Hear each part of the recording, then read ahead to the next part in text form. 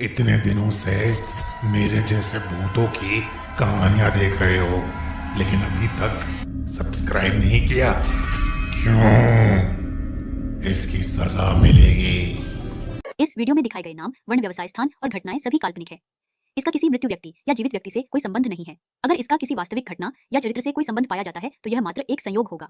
इस वीडियो में कुछ डरावने तत्व दिखाए गए हैं और उसे परिपक्व को दर्शकों के लिए उपयुक्त है। ठंड के कारण उसकी नींद खुली तो उसने देखा बस में धुआं धुआं सा हो रहा था, मानो बाहर का पूरा कोहरा बस के भीतर ही आ गया हो। उसे कुछ भी नजर नहीं आ रहा था। उसने अपनी जेब से मोबाइल निकाला और जैसे ही उसकी टॉर्च ऑन की तो उसके रीढ़ की हड्डी में कंपन हो गई। दिल धक सा रह गया। उसने देखा ड्राइवर की सीट पर ड्राइवर नहीं है, बल्कि गाड़ी खुद को खुद आगे बढ़ा रही है। पूरी बस में केवल धुआं ही धुआं था।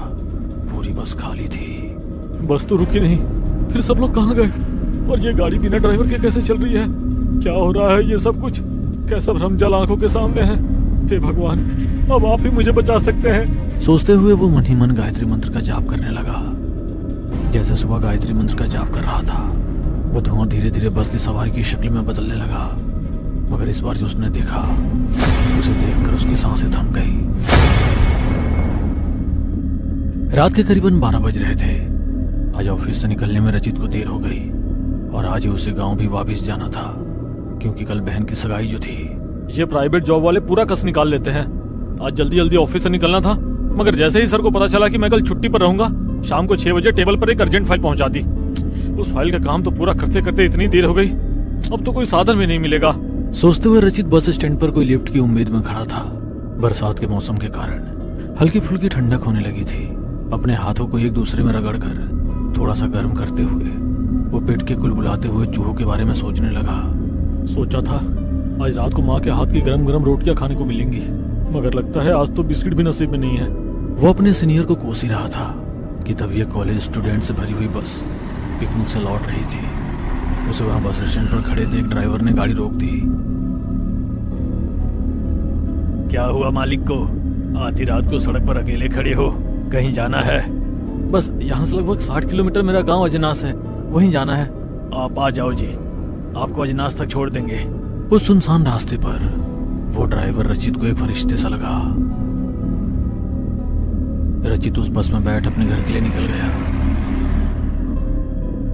ड्राइवर के पीछे की सीट पर खिड़की से सर टिकाकर वो कॉलेज के बच्चों को मस्ती करते हुए देख रहा था।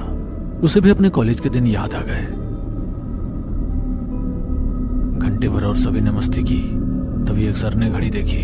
1 बज गया है, अब बहुत मस्ती हुई, कल भी हमारा दिन भर का ट्रिप है, चलो सो जाते हैं, वरना फिर कल एंजॉय नहीं कर पाएंगे। सर थोड़ी सी देर और। नो प्लीज, सब खामोश होकर सो जाओ। सर के कहते ही सभी बच्चे अपनी सीट पर जाकर बैठ गए। कुछ सो गए तो कुछ मोबाइल चला रहे थे। बस में पूरी तरह खामोशी छा गई। रचित भी अभी तक बस के अंदर की एक्टिविटी को एंजॉय कर रहा था। अब बस के बाहर देखने लगा। बस उस वक्त एक घाट से गुजर रही थी। रात का सन्नाटा, बारिश का समय होने के कारण हल्की फुल्की बूंदाबूंदी हो रही थी। बादलों के कारण खूब अंधेरा था। सड़क पर केवल बस की हेडलाइट की रोशनी थी। धीरे धीरे बारिश तेज होने लगी और घाट पर पहाड़ों से बहता हुआ पानी सड़क पर नदी की तरह बह रहा था। रचित को बाहर का नजारा सुकून दे रहा था। पानी की जो बूंदें बस की छत पर गिर रही थी, उसके कानों में संगीत की तरह मधुर स्वर घोलने लगी। घाट पर बस कभी बाएं तो कभी दाएं टर्न ले रही थी। गाड़ी के कांच पर बारिश की हल्की हल्की धुंध जमा हो रही थी। धीरे धीरे उस धुंध ने कोहरे का रूप ले लिया। रचित को अब डर लगने लगा था, क्योंकि वैसे ही अंधेरा, कोहरा और घाट की टेढ़ी मेढ़ी सड़कें। उसे डर लगने लगा था कि बस कहीं खाई में ना गिर जाए। मगर ड्राइवर लगातार बस के कांच को साफ करता हुआ बस को धीरे धीरे आगे बढ़ाने लगा। रचित मन ही मन सोचने लगा, मैं भी बेकार का ही चिंता कर रहा हूँ। ड्राइवर लोगों को तो ऐसे मौसम और रास्तों की आदत होती है, कोई दिक्कत नहीं होगी। सोचते हुए उसने खिड़की से सर टिकाकर आंखें बंद कर ली। रात के करीब 2 बजे रचित को तेज ठंड का एहसास होने लगा। बस का टेम्परेचर बहुत कम होने लगा।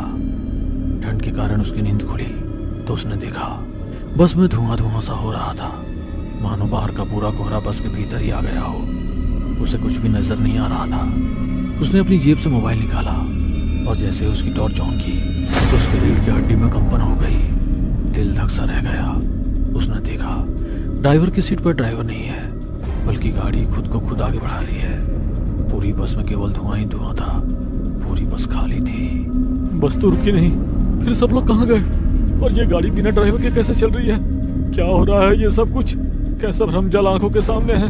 हे भगवान, अब आप ही मुझे बचा सकते हैं। सोचते हुए वो मन ही मन गायत्री मंत्र का जाप करने लगा। जैसे सुबह गायत्री मंत्र का जाप कर रहा था, वो धुआं धीरे धीरे बस की सवारी की शक्ल में बदलने लगा। मगर इस बार जो उसने देखा, उसे देखकर उसकी सांसें थम गई। सभी सवारियों के शरीर क्षत विक्षत हो रहे थे। किसी का हाथ नहीं था तो किसी के पैर नहीं थे। किसी के सर पर चोट है तो किसी के पेट में कांच घुसा हुआ है। जो रचित के पास बैठा हुआ था, उसका सर तो रचित की गोद में था। उसने अपनी गोद से उसका सर फेंका और भागकर बस के मेन गेट की तरफ भागा। उसने दरवाजे खोलने की कोशिश की तो ड्राइवर उसकी ओर देखकर मुस्कुराने लगा। ड्राइवर के चेहरे पर जगह जगह कांच के टुकड़े फंसे हुए थे। घाव में से खून बह रहा था। ऐसे में उसके चेहरे की मुस्कुराहट देख रचित भय से कांपने लगा। उसने सोच लिया था कि वो चलती हुई बस से कूद जाएगा, मगर बस के दरवाजे का लॉक अटक गया था। वो नहीं खुला।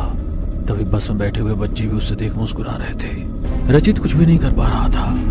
उसे लगा आज उसका अंतिम समय आ चुका है। तभी बस में धुएं से एक आकृति बनने लगी। धुंधली सी वो आकृति धीरे धीरे सफेद साड़ी पहने हुए महिला में बदल गई। हवा में तैरता हुआ वो साया बहुत ही डरावना लग रहा था। उसके सर पर चोट का गहरा जख्म और उसमें से बहता हुआ खून ऐसा लग रहा था मानो उससे अभी कोई बड़ी चोट लगी हो। उसके सर की चोट बहुत ही बड़ी थी, जिसे हिलाते हुए उसने रचित के सामने बैठे लड़के के गले में भागने के रूप में डाली। ये देख सभी लोग जोरों से चीखने लगे, अब कोई नहीं बचेगा, ये तो घाटी की चुड़ैल है। वो लड़का जिसके गले में उस चुड़ैल की चोटी थी, वो ड्राइवर से बोला, मुझे बचा लो, कोई तो उपाय होगा उससे बचने का। कोई उपाय नहीं है, बड़े बड़े तांत्रिक भी इसे नहीं रोक पाए। नहीं, ये सब मेरे साथ है, मैं किसी को कुछ नहीं होने दूंगा। रचित हैरान था कि ये सब क्या हो रहा है, क्योंकि बस में बैठे हुए लोग कोई भी जिंदा नहीं थे और उन्हें मारने के लिए एक चुड़ैल उसके सामने खड़ी थी। उसके दिमाग ने काम करना बंद कर दिया था। तभी तो जो हनुमान चालीसा बचपन से लेकर आज तक उसे मुंह जुबानी याद थी, वो उसके मुंह पर नहीं आ पा रही थी। उन भूतों की लड़ाई में वो कुछ देर के लिए बच गया था और अपने भगवान को याद करने लगा। तभी उसे सड़क किनारे खेड़ापति हनुमान का मंदिर नजर आया। हे प्रभु, जीवन भर मैंने आपकी आराधना की है, आपके अलावा आज मुझे कोई नहीं बचा सकता। रक्षा करो प्रभु, रक्षा करो। रचित ईश्वर से उस भूतों से भरी बस में खुद को बचाने के लिए प्रार्थना कर रहा था। वहीं उस प्रोफेसर ने कुछ मंत्रों का उच्चारण कर अपने गले में डली हुई रुद्राक्ष की माला उस चुड़ैल के गले में डाल दी। चुड़ैल को जैसे ही रुद्राक्ष का स्पर्श हुआ, उसके पूरे शरीर में पीड़ा होने लगी। चीखते हुए उसने लड़के के गले से अपनी चोटी का फंदा हटा दिया, मगर अब उसने ड्राइवर के गले पर चोटी का फंदा बना दिया। कोई नहीं बचेगा। रचित बस के गेट से टिककर खड़ा हो ये सब देख रहा था। तभी एक चमत्कार और झटके से बस का गेट खुल जाने के कारण रचित रोड पर गिर गया। जैसे ही रचित बस से गिरा, बस खाई में गिर गई। बस को गिरते देख उसकी चीख निकल गई और वो भय से बेहोश हो गया। अगली सुबह जब सूर्य की किरणों से उसकी आंखें खुली तो उसी बस स्टैंड पर था जहां से वो बस में बैठा था। कल रात की घटना उसे एक बुरे सपने की तरह महसूस हो रही थी, मगर जैसे ही वो खड़े होने की कोशिश करने लगा, उसके सर पर चलती बस से गिरने के कारण लगी चोट में दर्द होने लगा। रचित ने उस चोट को देखा तो उसके मुंह से अनायास ही निकल गया, कल की घटना ख्वाब थी या हकीकत। मगर जब अपने घर पहुंचकर उसने कल रात वाली घटना का जिक्र किया तो वहां पर उसके पिता के दोस्त भी बैठे हुए थे। बेटा, बहुत खुशकिस्मत हो जो उस बस के चुंगल से निकलकर बाहर आ गए। कहते हैं आज से करीबन 10 साल पहले एक कॉलेज के बच्चे से भरी हुई बस में घाटी की चुड़ैल ने हमला किया था, मगर बस में मौजूद प्रोफेसर ने उस चुड़ैल का सामना किया। दोनों की हाथापाई में बस खाई में गिर गई। कोई भी जिंदा नहीं बचा था, मगर कहते हैं मरते मरते उस प्रोफेसर ने उस चुड़ैल का भी खात्मा कर दिया। उस हादसे के बाद कभी भी किसी को वो चुड़ैल नजर नहीं आई, मगर आज भी जिस दिन हादसा हुआ था उस रात लोगों को वो बस नजर आती है। जिस किसी ने उस बस में गलती से सफर कर लिया वो जिंदा लौट कर नहीं आया। उनकी बात सुनकर रचित ने खेड़ापति हनुमान के हाथ जोड़ और मन ही मन उनका धन्यवाद करने लगा। रचित की माँ जो बहुत देर से उन लोगों की बातें सुन रही थी, घबराते हुए बोली, बेटा, अब चाहे कुछ भी हो जाए, रात के बाद सफर मत करना।